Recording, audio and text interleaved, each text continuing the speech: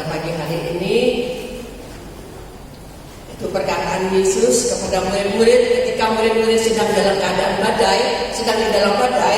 Tuhan Yesus katakan, tenang, aku ini, jangan takut. Kita baca di dalam Matius 14 ayat 27, ini ayat lengkapnya perkataan Tuhan Yesus ketika Tuhan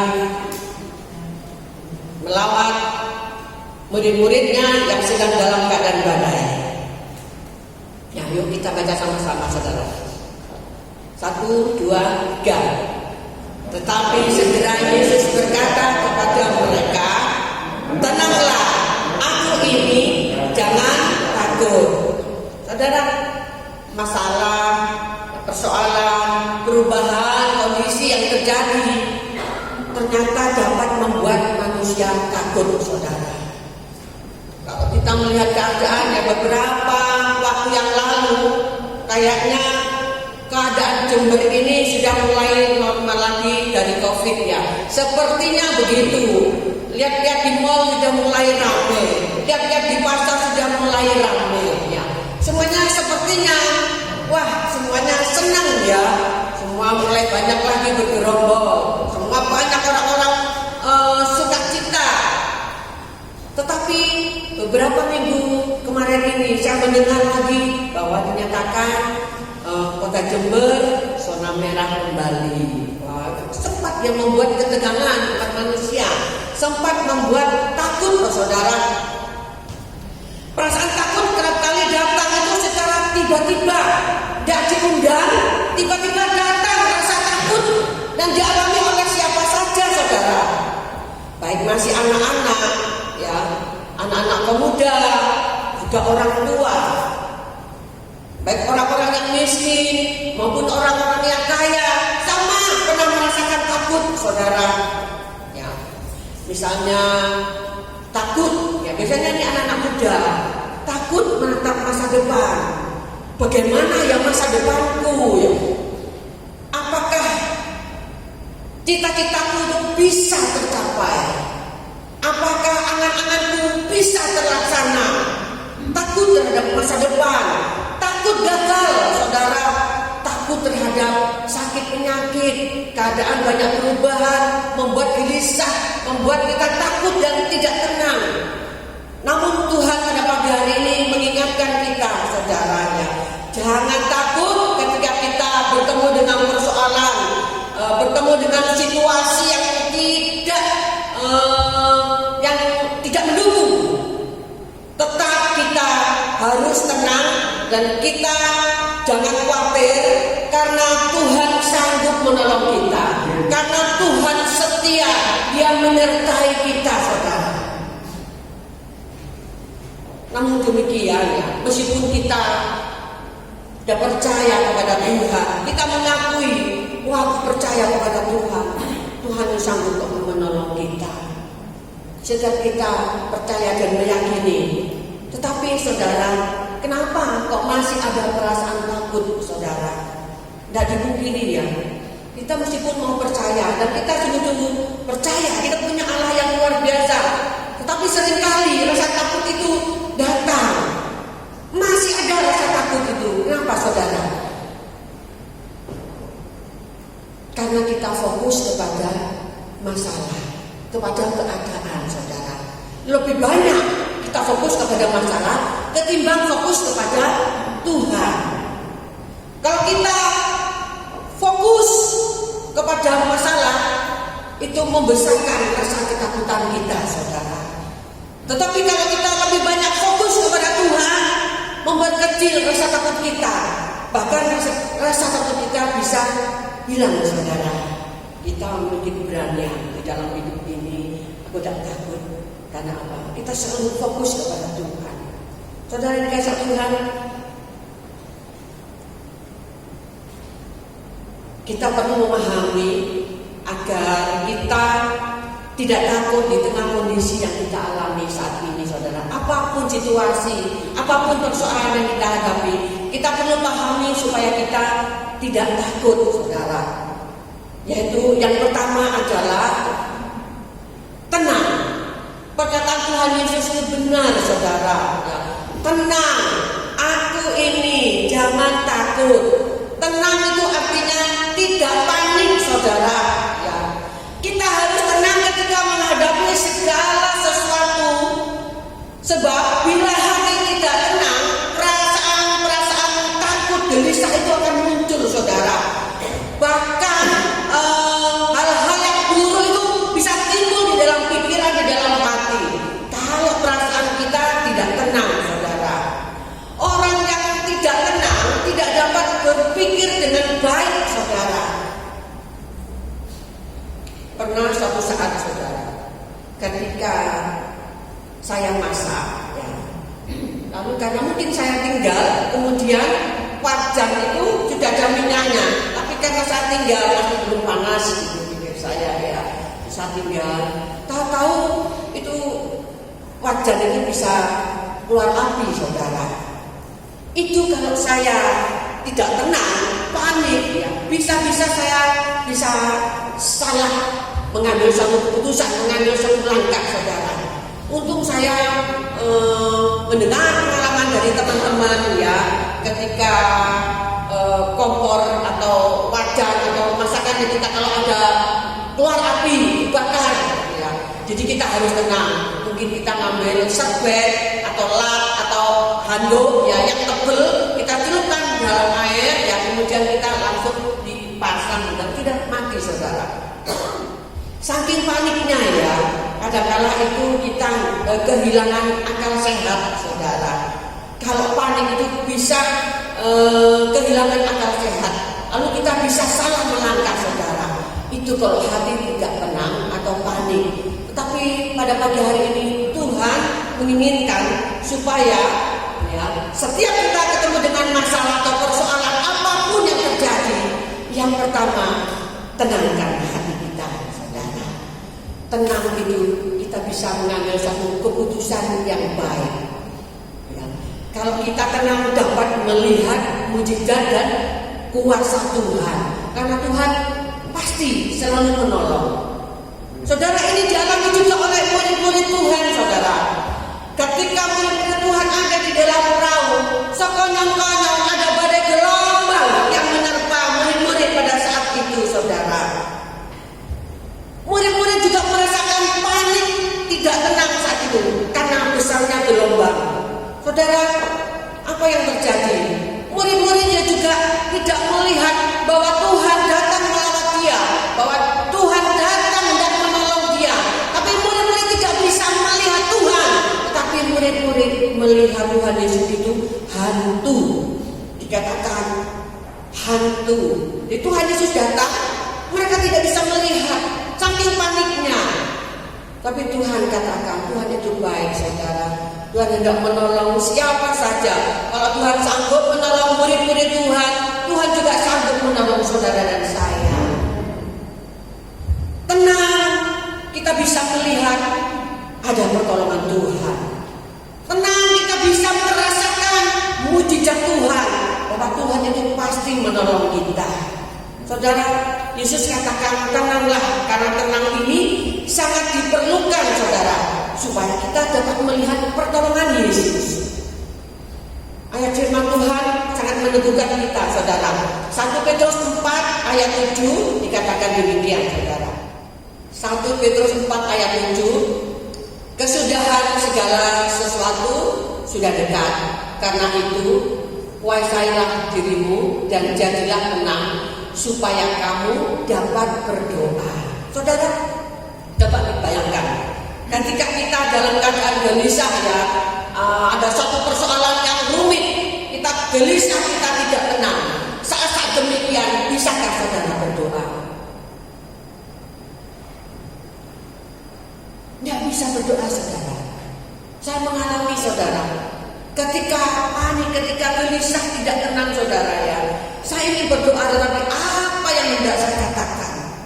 Karena paniknya, tidak bisa mengungkapkan perasaan hati ini kepada Tuhan, karena tidak tenang. Tetapi kalau tenang, kita merasakan, kita mau berdoa, kita tenangkan hati, kita bisa merasakan bahwa Tuhan sedang menolong. bahwa Tuhan ada ketika kita membutuhkan pertolongannya. Pengkhotbah 4 ayat 6 juga dikatakan, segenggam ketenangan lebih baik daripada 2 genggam jerih payah dan usaha menjaring angin. Segenggam ketenangan lebih baik daripada 2 genggam jerih payah.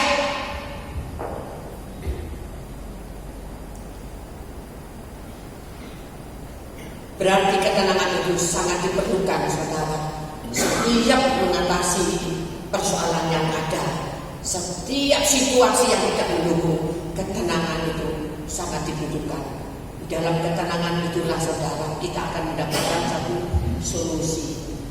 Di dalam ketenangan itulah, saudara, kita melihat kuasa Allah akan dinyatakan bagi saudara dan saya. Perlu kita tenang, saudara, supaya benar-benar kita menemukan jalan keluar, solusi. Karena Tuhan itu penolong buat kita. Yang pertama, kita perlu tenang, saudara. Dan yang kedua, saudara, kita harus tetap ingat akan kebaikan Tuhan, saudara. Kita tetap ingat kebaikan Tuhan. Di dalam Mazmur 103 ayat 2, firman Tuhan mengatakan demikian, saudara. Mazmur 103 ayat 2. Pujilah Tuhan, hai jiwaku, janganlah lupakan segala kebaikannya. Pujilah Tuhan, hai jiwaku, janganlah lupakan segala kebaikannya. Berarti kita harus tetap ingat akan kebaikan Tuhan.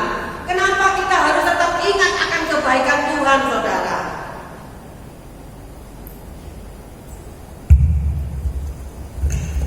Supaya kita bersyukur kepada Tuhan karena kebaikan-Nya. Kalau kita melupakan kebaikan Tuhan, kita tidak bisa bersyukur. Ya. Seringkali kita alami, saudara, ya, di dalam hidup ini, kalau hidup kita tidak ada masalah, ya, lempeng jalannya, tidak ada hambatan, ya, dan berkat Tuhan selalu mengalir, saudara. Dan semuanya pasti bisa menebak. Yang kita katakan adalah Tuhan Yesus baik. Tetapi ada saatnya, saudara, ketika hidup, ya, merasakan kita tidak enak, ada kekurangan, ada sakit, ada masalah yang satu belum selesai, datang lagi masalah, kesulitan semakin menekan kehidupan kita.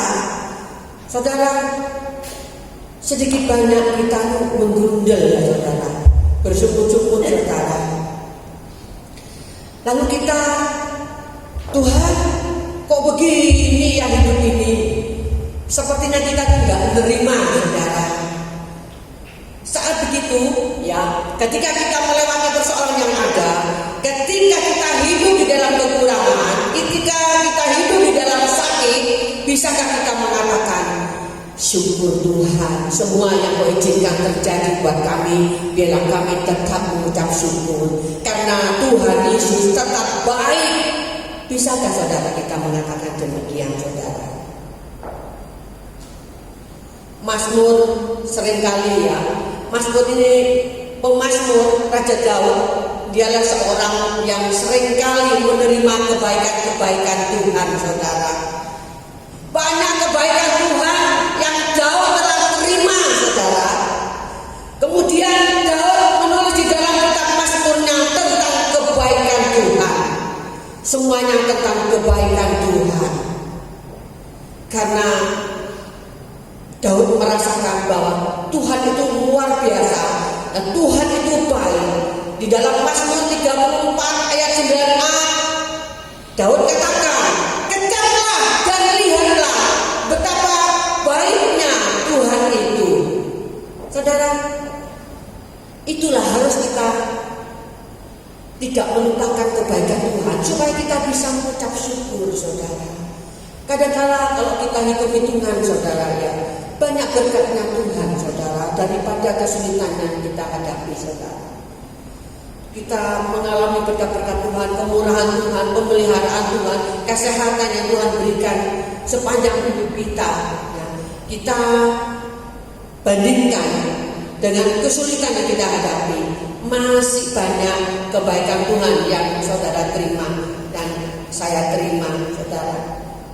Oleh sebab itu, jangan melupakan kebaikan Tuhan, supaya kita bersyukur kepada Tuhan. Itu menjadi keharusan bagi setiap kita orang yang percaya kepada Tuhan.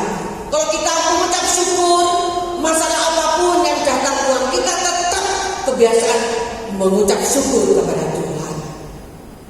Yusuf adalah seorang yang ketika masih muda, dia mengalami banyak penderitaan di masa mudanya, saudara. Yusuf orang yang mengalami penderitaan, dibenci oleh saudara-saudaranya, dimasukkan ke dalam sumur, dijual ke Mesir, saudara. Setelah itu difitnah, dijebloskan lagi ke dalam penjara. Itu pengalaman Yusuf. Banyak penderitaan yang dialami, saudara. Tetapi pada akhirnya Yusuf memilih, saudara. Dengan segenap hati dia harus melupakan masa lalu, harus melupakan penderitaannya. Dan terbukti memang benar, saudara. Yusuf mengampuni saudara-saudaranya. Yusuf melupakan penderitaannya. Sebab Yusuf ingin bersyukur kepada Tuhan. Karena Tuhan Yesus tidak pernah berubah kebaikannya, tetap baik. Yusuf mengalami kemurahan Tuhan dan penyertaan Tuhan dimanapun berada, meskipun dalam keadaan tidak enak. Yusuf akhirnya mengambil satu keputusan, yaitu dia hendak melupakan penderitaannya, dan terbukti anak pertamanya dia namakan Manasye, saudara.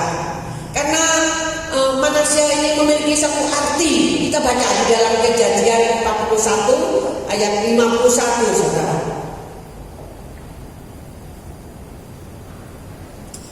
Kita baca sama-sama supaya tidak ngantuk ya, saudara. Kejadian 41 ayat 51. Ya. 2, 3. Yusuf memberi nama Manasye kepada anak sulungnya itu, sebab katanya, Allah telah membuat aku lupa sama sekali kepada kesukaranku dan kepada rumah bapakku. Tuhan telah banyak menolong Yusuf di dalam kesukaran, di dalam melewati lembah kekelaman, saudara. Dan Yusuf bagaimanapun juga yang dia alami, dia tetap merasakan pertolongan Tuhan. Sebab dia katakan Tuhan tetap baik. Apapun yang menimpa Yusuf, Yusuf tetap mengatakan bahwa Tuhan itu tetap baik. Sehingga Yusuf memilih untuk melupakan masa lalunya, melupakan penderitaannya. Dia bisa mengampuni saudara-saudaranya. Saudara, penderitaan apa yang sedang dialami oleh kita, saudara, saat ini? Saya percaya mungkin saat kita, kondisi keadaan kita saat ini, mungkin kita mengalami, ya, mungkin ada masa lalu, saudara, penderitaan-penderitaan yang kita alami saat ini. Mari Tuhan ingin kita melupakannya, saudara, karena kita harus percaya, sebab Tuhan tetap merancang pada saudara dan saya sesuatu yang indah buat masa depan saudara. Itu yang harus kita ingat, kebaikan Tuhan, ya. Apapun penderitaan, apapun yang kita alami saat ini, Tuhan inginkan kita melupakannya, supaya kita dapat melihat janji Tuhan, apa yang Tuhan berikan kepada kita, apa yang Tuhan rancangkan, sesuatu yang indah buat kita. Di dalam Yeremia 29 ayat 11 dikatakan, saudara, mari kita baca sama-sama. Yeremia 29 ayat 11. Inilah rancangan Tuhan buat saudara saya. Ya, 2, 3. Sebab aku ingin mengetahui rancangan-rancangan apa yang ada padamu mengenai kamu. Demikianlah firman Tuhan, yaitu rancangan damai sejahtera dan bukan rancangan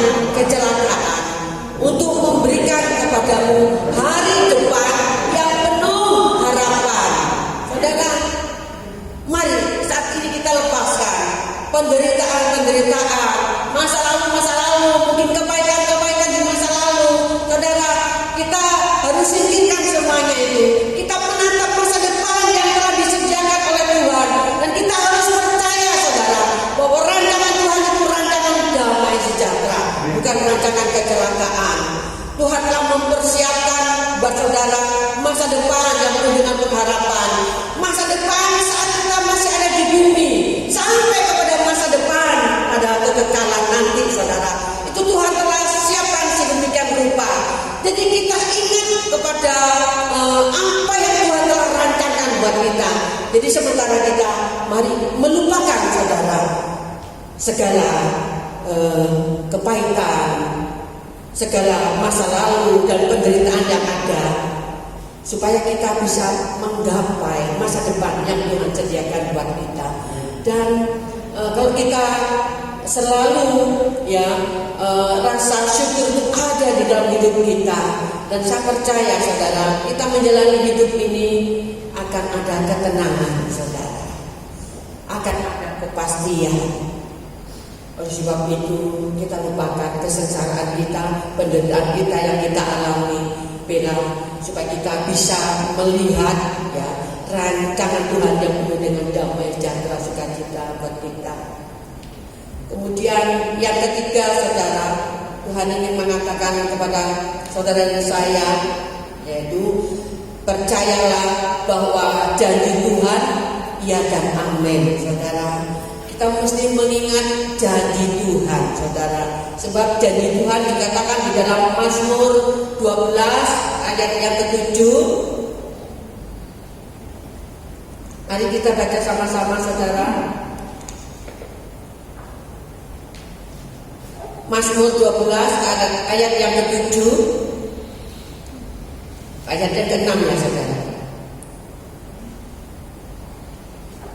Ya. Kita baca sama-sama, 2, 3. Janji Tuhan adalah janji yang murni, bagaikan perak yang teruji 7 kali dimurnikan dalam dapur peleburan di tanah.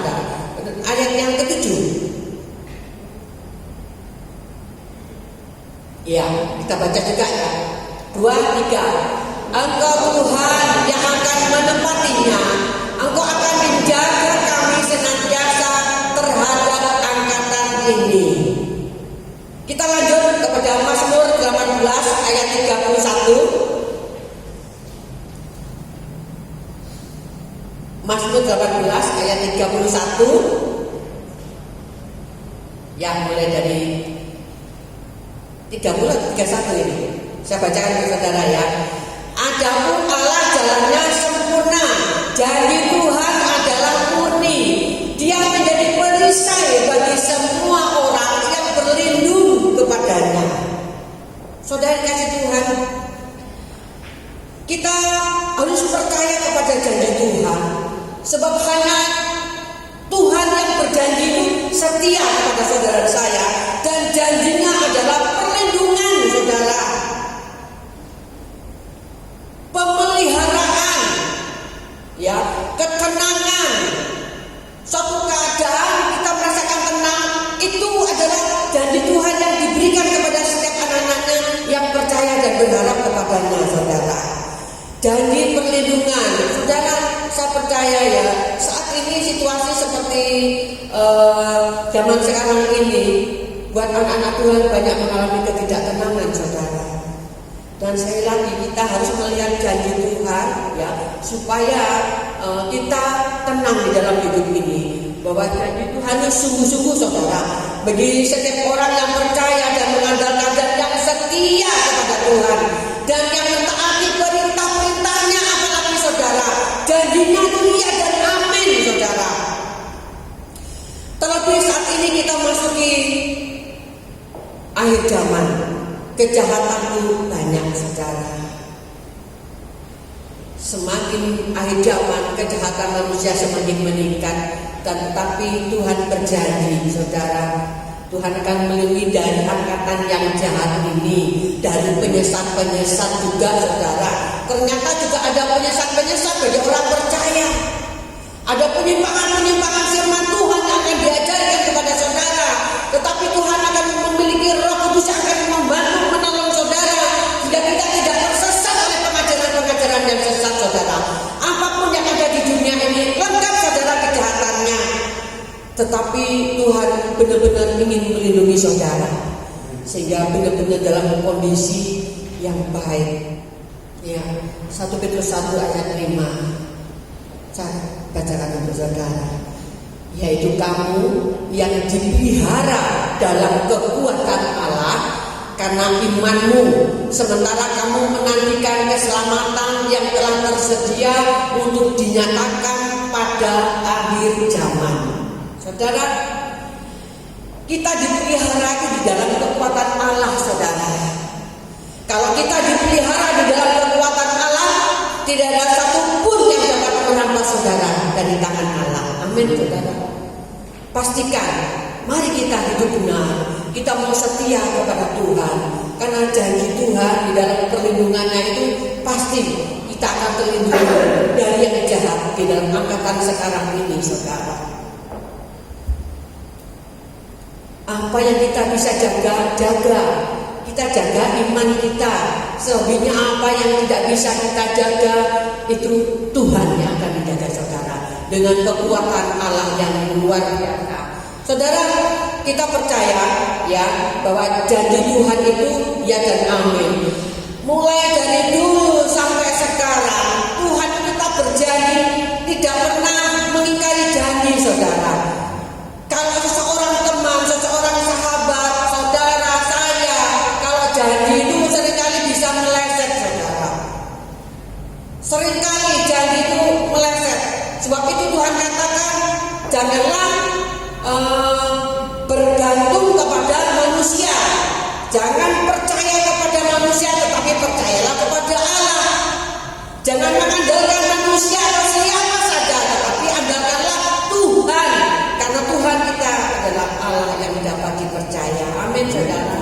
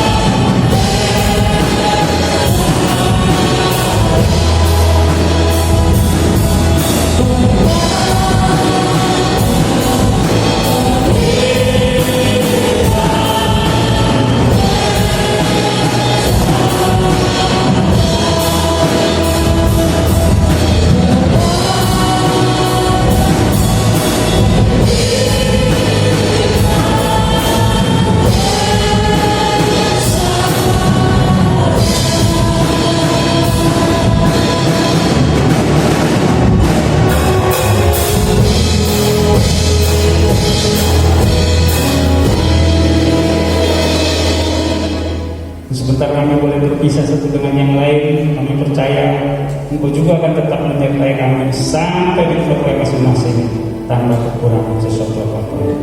Sekarang kami berdua tangan saudara, pulanglah dengan damai sejahtera Allah yang melimpah-limpah dan kekuatan Allah yang melimpah-limpah akan tetap menopang kehidupan saudara dan saya. Berkat-berkat Allah yang melimpah-limpah akan menjadi bagian di dalam kehidupan saudara dan saya, memelihara kehidupan kita mulai hari ini sampai Maranatha. Semua ini kami terima di dalam persekutuan dengan Allah Bapa, Putranya yang tunggal, Yesus Kristus Tuhan kita, dan Roh Kudus menjamin saudara dan saya akan menikmati setiap janji-janji Allah. Di dalam nama Tuhan Yesus Kristus yang percaya boleh katakan